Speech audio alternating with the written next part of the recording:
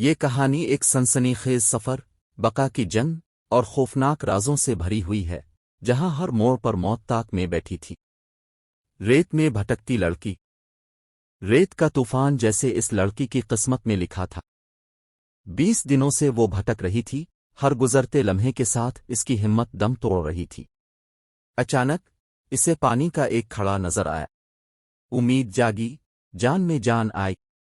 وہ بیتابی سے جھک کر پانی پینے ہی والی تھی کہ کچھ عجیب سا محسوس ہوا۔ پانی چپچپا تھا، گہرا اور بدبودار، لیکن پیاس اتنی شدید تھی کہ وہ سب کچھ نظر انداز کرنے کو تیار تھی۔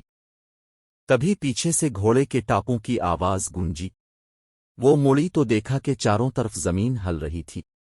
اچانک ایک بھیانک مخلوق ریت سے باہر نکلی اور پانی کے کھڑے کی حقیقت آشکار ہوئی۔ یہ کوئی جھیل نہ تھی بلکہ ایک خوفناک جانور کی چال تھی جو شکار پھانسنے کے لیے پانی کا دھوکہ دیتا تھا۔ گھوڑے کے سبب وہ مرنے سے بچ گئی اور وہ اس کے پیچھے چلنے لگی، لیکن یہ سفر آسان نہ تھا۔ زمین پھر سے دہلنے لگی اور ایک وشال مونسٹر ریت سے باہر آیا۔ نوکیلے پنجے، سرخ آنکھیں اور خوفناک دیوڑ۔ لڑکی زمین پر گر پڑی، پر خوف نے اسے بے بس نہیں ہونے دیا۔ مونسٹر نے حملہ کیا، لیکن لڑکی اپنی چستی اور کنفو مہارت سے اس کے واروں سے بچتی رہی۔ گھوڑا بھی اس کی مدد کو آیا، لیکن مونسٹر اس سے کہیں زیادہ طاقتور تھا۔ لڑکی نے ایک جرأتمندانہ فیصلہ کیا۔ وہ بھاگ کر مونسٹر کی پشت پر چڑھی اور اپنی پوری طاقت سے اس کے دماغ پر وار کیا۔ چیخوں سے آسمان لرز گیا اور آخرکار مونسٹر زمین بوس ہو گیا، لیکن گھوڑا زخمی تھا اور زہر اس کے جسم میں پھیل رہا تھا۔ لڑکی نے اپنی جادوئی طاقت سے آگ جلائی اور ہاتھوں میں آگ اٹھا کر زخم پر رکھی۔ درد کے باوجود گھوڑا ساکت رہا اور کچھ دیر بعد وہ اٹھ کھڑا ہوا۔ اب دونوں نے ریگستان سے نکلنے کا ارادہ کیا، مگر ایک اور آزمائش منتظر تھی۔ طوفان نے انہیں گھیر لیا اور جب گرد بیٹھ گئی تو ایک چھپکلی نظر آئی۔ لڑکی نے اس کا پیچھا کیا اور پتھروں کے درمیان کچھ انڈے دیکھے۔ 10 دنوں کی بھوک نے اسے مجبور کر دیا اور اس نے وہ انڈے کھا لیے، لیکن وہ عام انڈے نہیں تھے۔ ان میں بھرم پیدا کرنے کی طاقت تھی۔ جیسے ہی لڑکی نے انہیں کھایا، اسے اپنی مری ہوئی ماں دکھائی دی جو اسے راستہ بتا رہی تھی۔ انڈے ختم ہوئے تو وہ ہوش میں آ اور سامنے گھوڑا کھڑا تھا، جیسے سب کچھ حقیقت ہو۔ وہ اسے ایک جگہ لے گیا جہاں کھودنے کا اشارہ کیا۔ جب لڑکی نے زمین کھودی تو پانی نکل آیا۔ یہ اس کی نجات تھی۔ سونے کی تلاش میں بوڑھا۔ دور کہیں ایک بوڑھا سونے کی تلاش میں دن رات کھدائی کر رہا تھا۔ مٹی چھانتا، نشان لگاتا، پھر دوبارہ کوشش کرتا۔ آخرکار اس کی قسمت جاگی اور اسے سونے کی چٹان مل گئی، لیکن خوشی زیادہ دیر قائم نہ رہی۔ پیچھے سے بندوق کی آواز آئی اور ایک آدمی اس پر حملہ آور ہوا، لیکن بوڑھا آسانی سے مرنے والوں میں سے نہ تھا۔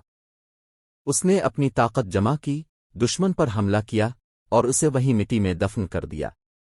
زخمی ہونے کے باوجود وہ اپنا سونا گدھے پر لاد کر گھر روانہ ہو گیا۔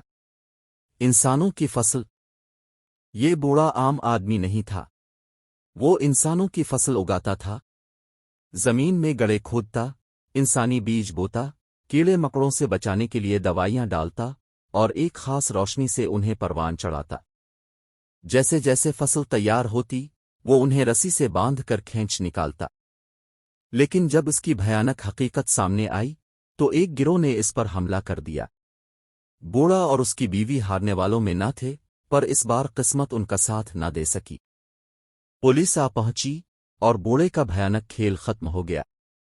خزانے کے شکاری۔ کہیں اور 2 آدمی ایک پراسرار خزانے کی تلاش میں تھے۔ وہ ایک خفیہ جگہ میں داخل ہوئے اور ایک غلط بٹن دبانے پر دروازہ بند ہو گیا۔ اندر سے خوفناک چیخیں آ رہی تھیں، لیکن وہ بچ نکلے۔ جیسے ہی انہوں نے آگے قدم بڑھایا، ایک خوفناک جنگل میں پہنچ گئے جہاں ایک صدیوں پرانا مقبرہ تھا۔ خزانے کی امید میں انہوں نے تابوت کھولا، لیکن اندر صرف سفید ہڈیاں تھیں۔ لیکن جیسے ہی انہوں نے ہڈیاں نکالیں، بھیڑیے نمودار ہو گئے۔ وہ تابوت کے رکھوالے تھے اور ان کی آنکھوں میں وحشت تھی۔ شکاریوں نے بھاگنے کی کوشش کی، लेकिन भेड़िए इनके पीछे पड़ गए। आखिरी हरबे के तौर पर एक शिकारी ने हड्डियों की पोटली समंदर में फेंक दी, और जैसे ही हड्डियां पानी में गईं, भेड़िए रुक गए, पलटे और खामोशी से वापस चले गए। शिकारी कांपते हुए जमीन पर बैठ गया और फिर खुद से बोला, बस आज के बाद खजाना ढूंढने का कोई सवाल ही पैदा नहीं होता।